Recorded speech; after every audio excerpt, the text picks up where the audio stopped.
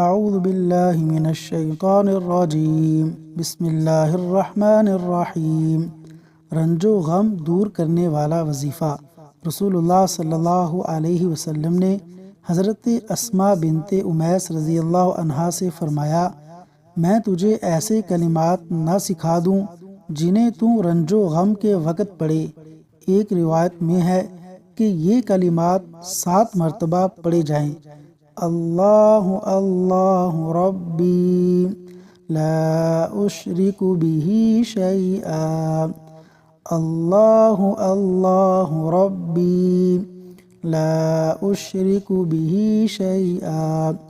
رسول اللہ صلی اللہ علیہ وسلم نے فرمایا، حضرت یونس علیہ السلام کی دعا جو انہوں نے مچھلی کے پیٹ میں کی تھی ایسی ہے کہ کوئی مسلمان آدمی جب کسی بھی مشکل میں ہو اور وہ یہ دعا کرے تو اللہ تعالیٰ ضرور قبول کرتا ہے۔